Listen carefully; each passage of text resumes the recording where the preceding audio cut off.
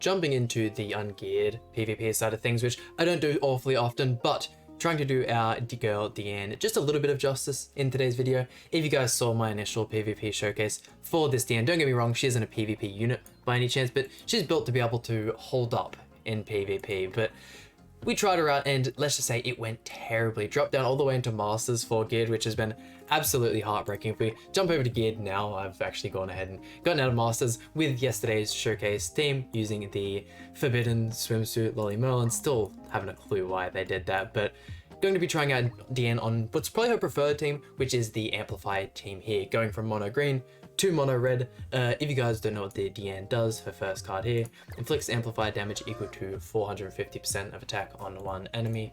Her second card inflicts power strike damage equal to 275% of attack on all enemies.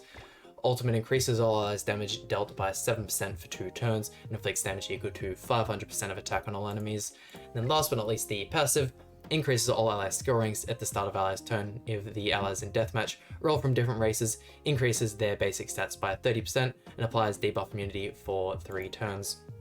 An absolutely amazing character to have for the original demon, makes it so you can get such easy clears. If you have gems to spare, I mean, go ahead, summon on her, it's a good unit to have in the box, but with the global 2.5 anniversary just around the corner, there's better things to be waiting for. The finally getting Festarosta after all these years, I cannot wait. Surely they make him absolutely broken, but this is the team we're using today, and let's dive in. And yes, I know some of you guys are going to be saying in the comments, I do unfortunately still have a level 90 Sigurd, still don't have the Holy Relic for either of these characters. I don't know, man, I've just been sleeping so hard on the Holy Relics. This is quite the starting turn though. Could we just one turn wipe everyone here? Damage from DIANE, looking pretty good. Not as good as Brunhild's, but I feel like if we were to have the 4v4 out still in PvP, she would go so well with this team with the Ludo. But oh my, the Wedding Brunhild just completely clearing it for us. This is such a fun unit. Real good implementation for the game. I really like her and is missing strength due to the fact I'm missing that Holy Relic, so has even more room to grow. Can we potentially one turn this Elizabeth as well? I know not having Amplify on any of the single target skills definitely hurts us. Actually I thought the Amplify was on the AoE. Okay, let's go for, I kind of want to see your maximum damage, so we'll go for this and then go for the level 2. Okay, so type neutral because we're attacking into the light type. We're probably going to be doing less damage than usual because we're attacking into the light type Elizabeth. What kind of damage are we looking at? This is very dependent on crits as well. She has a very nice crit damage multiplier. It's okay. And let me know in the comment section down below how you guys feel about finally getting the Festivus Roaster, what you reckon the second unit on the banner may be, because there is definitely a lot of room for some cool units. Ideally I'd like it to be a Mael, but I know they are pretty much going to go for the same kind of pattern for all of the Archangels, so we'll probably get him in the near future on his own banner, and we'll summon from him. He'll probably be absolutely insane, but Festival Starossa, surely we get something good as the secondary unit as well. Could potentially, especially with the kind of character they've picked, be our best celebration yet. I know Grand Cross for some reason has a theme of not doing super great with the celebrations, but all of their collaborations, by far the best content we've had in the game. I don't know, they absolutely smashed it out of the park with the Holy Relics, with the characters they make, everything with the collaborations they do, and the reruns end up being even better than the initial ones. Heaps of new players coming to the game, being able to get some of the older characters that they look forward to. You know, some of these characters are absolutely amazing. Terry, Kyo, Amelia, they're some of the best characters we've got, and unfortunately just aren't accessible to some players. I mean, look at Demon Lord Rumor. There has been leaks about us getting a Winged Chandler, or whatever you want to call him, with the exact same kit as Demon Lord Rumor, entirely because the character is so well designed that it'd be a shame if heaps of people were to miss out on the character. So I'd really like to see that. I'm a big fan of Chandler as well. For someone who especially doesn't like counter characters, he's definitely one of my favorite. Until the Green Sirio release, he was definitely my favorite counter character. Let's see, I still feel like getting rid of you would be perfect. Let's go for that there, because we can deal with Freya and the Meliodas, but that Infect, man, the lifesteal, oh my god. Going absolutely crazy on Rumor. If we were to have another AoE, I feel like we could have finished that. Brunhild will get the job done though. Yeah, Melly's at the point where he's so low here that we can win this. A barn in the back. Okay, pretty pretty tanky team when it comes to the CC there. Freya's been a whole bunch of fun as well. I like the fact that he's actually viable in a whole bunch of different content, using him in the Skull and Hardy, using him in the Found Demon Raid, and there was one other form of content. Obviously I did a couple PvP videos with him here and there, but a cool addition to the game. I really hope when we get the Freya, I think his sister's called, you can use them both in the Skull and Hardy raid together, and they kind of work together. And I think that'd be super cool, having them both be the main characters for that raid.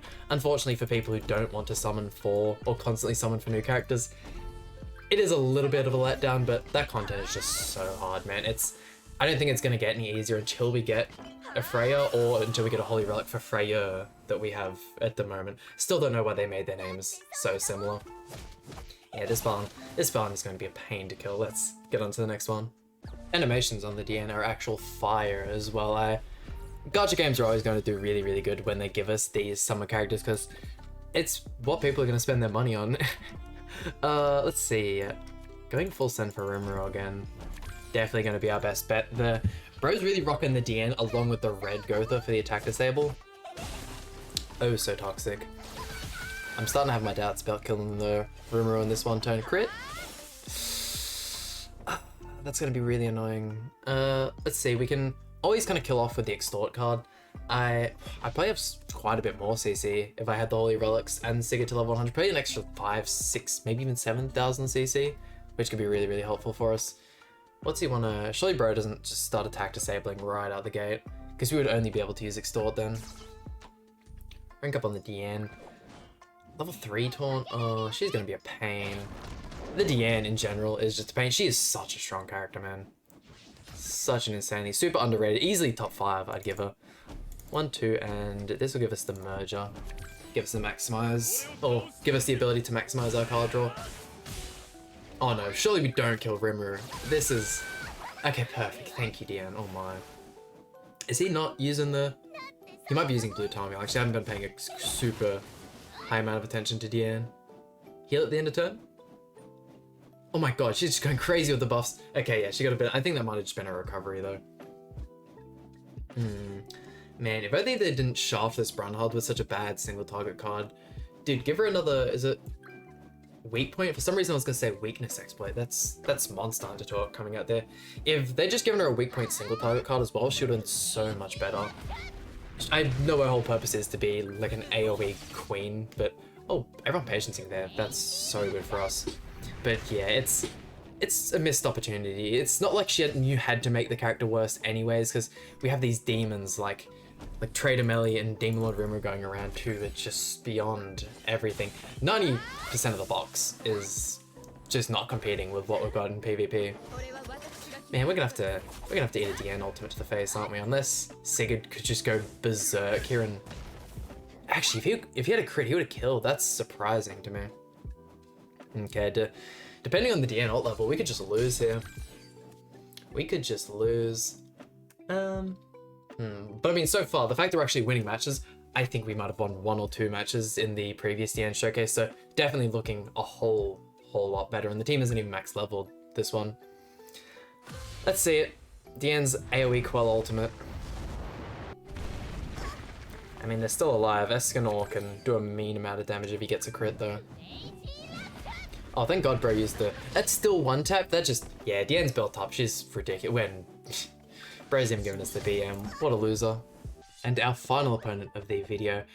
Oh man, if he goes first, King will destroy our team. But, fortunate for us, I was going to say, surely bro's not rocking the red Gotha as well. Honestly, red Gotha is probably stronger than green Gotha at this point. The attack disable just does so much, and... maybe not. We don't have... You see, my whole thing was...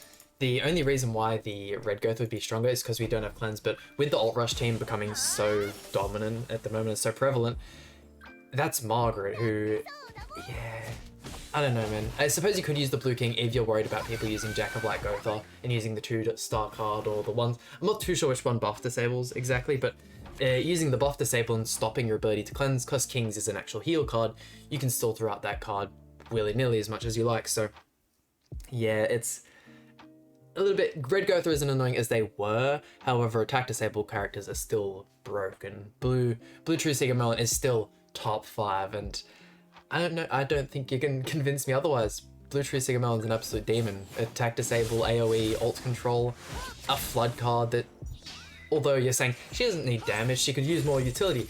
Yeah, but it could have been a card with no effect on it, or it could have, what's this going with charge? It could have charge, or, you know, she could definitely be in worse sorts. So let's see, can we, I really want to get rid of that king. I really, really, really want to get rid of that king. That shield is really stopping us right here. If that could get the, oh yeah, perfect. That'll give us enough to kill. Perfect. Removes the shield from the Elizabeth.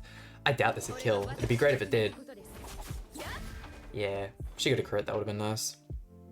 But hey, so far, I mean, definitely looking a whole lot better for DIANE. I don't know why I thought using the Ludo Gotha team would work. I just thought, man, with the increase in damage she gets from those crits, she looks so much more impressive when she does. Surely we just use her on a full crit support team and she goes wild, but I've really been enjoying this Amplify team as of recent, ever since we got our first rendition of it with the Sigurd and the OG Alpha, where you use the Holy Relic to get the debuff off. It's been a whole lot of fun. You can always use this with Trader Melee as well for a super reliable comp.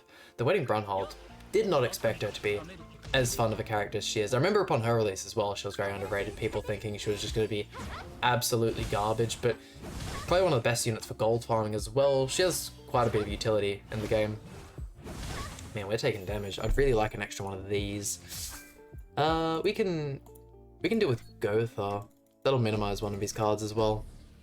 Yeah, I might see how much we can lifesteal with her. She might get quite a bit back from that attack, but honestly, I don't think there's a crazy amount this guy can do to bring this match back. Oh, I should have used the AoE card, if only I'd have known, but I mean, yeah, look, DIANE's still looking really good. DIANE Sim's always eating good in Grand Cross. Watch us get another one within the next couple months, but let's wrap up the video. But there we go, that just about does it for today's video. Hope you guys enjoyed. I mean, there's not an awful lot. I feel like I've pretty much talked about every single thing I want to talk about in today's video. Look at this unit, bro. But once again, that just about does it for today's video. Hope you guys enjoyed. Please hit like and subscribe. Really means a lot to me, and I'll see you guys for some more Grand Cross content.